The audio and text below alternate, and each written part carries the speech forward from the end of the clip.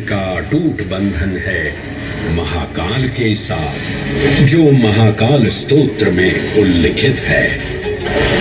उज्जयिन्यां महाकालम महाकालेश्वरम हरम महाकालम महायोगिनम नमामि पार्वती पतिम। तो चलिए मैं आपको कथा सुनाता हूँ इसी महान उज्जैन नगर की। उज्जैन, जिसे संस्कृत साहित्य में अवंतिका, विशाला, कुशस्थली, पद्मावती, कनकश्रृंगा, स्वर्णश्रृंगा, प्रतिकल्पा, कुमुदवती और अमरावती के नाम से पुकारा गया। उज्जैन, जो मनुष्य को मोक्ष प्रदान करने वाली 7 नगरियों में से एक है। उज्जैन, जहां 84 महादेव का आशीर्वाद प्राप्त है। उज्जैन, जिस पर सदा ही कृपा रहती है महाकाल की। यहाँ सतत क्षिप्रा नदी की निर्मल धारा बहती है। डमरू के नाद से जीवन को ऊर्जा मिलती है। घंटियों की झंकार मन को आनंदित करती है। और यहाँ का आकाश शिव आशीष स्वरूप है। श्मशान ऊषर क्षेत्र पीठम तू मनमेव च पंचकत्र न लभ्यते महाकाल पुरद्दते। अर्थात यहाँ पर श्मशान, ऊषर यानी अनुपजाऊ भूमि, क्षेत्र अर्थात पवित्र भूमि, पीठ यानी शक्ति स्थान और मन अर्थात आध्यात्मिक शांति का स्थल, पांचों एक ही स्थान पर उपलब्ध है।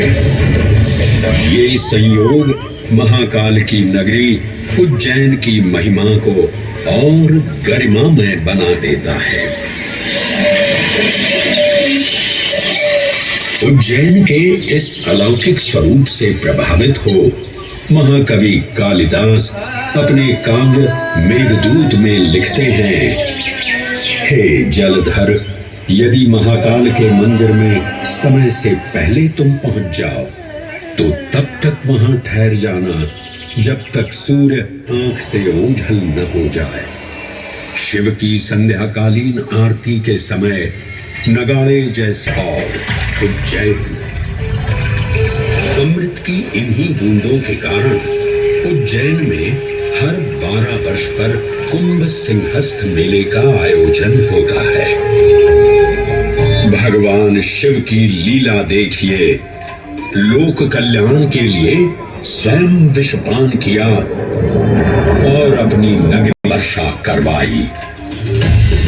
अमृत की पावन बूंदों से अभिसिंचित ये दिव्य उज्जैन भूमि रामायण के पृष्ठों में भी सम्मिलित हुई।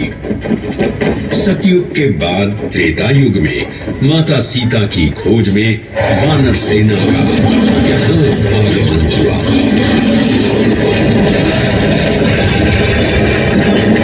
समय की इस यात्रा के माध्यम से अब प्रवेश करते हैं वाल्मीकि रामायण के किष्किंधा कांड में। जब वानर राजा सुग्रीव अपने यूथपतियों से सभी प्रमुख स्थानों पर जाने के लिए कहते हैं और उन्हें अवंती नगर यानी उज्जैन जाने का आदेश भी देते हैं। मेखला, उत्कल के क्षेत्र, दशर्न के नगर, आभ्रवंती, अवंती और विदर्भ के राज्य, साथ ही माहिष्का के आकर्षक राज्य में भी पूरी तरह से खोजना होगा। एक युग भगवान विष्णु के राम अवतार से संपृक्त और अगला युग उन्हीं के एक और दिव्य अवतार से समरस होना, ये अद्वितीय संगम केवल उज्जैन में ही संभव था। परंतु एक क्षण ठहरिए और ध्यान से सुनिए। ये हैं महाकाल के 1008 दिव्य नाम। हाँ, मैंने काल चक्र को परिवर्तित कर दिया है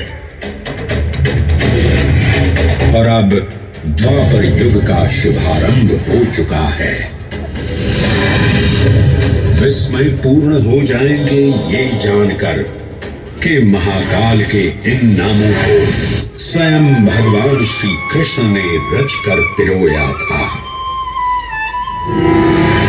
महाकाल सहस्र नामावली की ये अद्भुत रचना उस समय की है जब योगेश्वर कृष्ण, उनके मित्र सुदामा और शेषावतार बलराम ने अवंती नगरी में स्थित सांदीपनी ऋषि के आश्रम में वेदांत दर्शन और उज्जैन में गपित किया।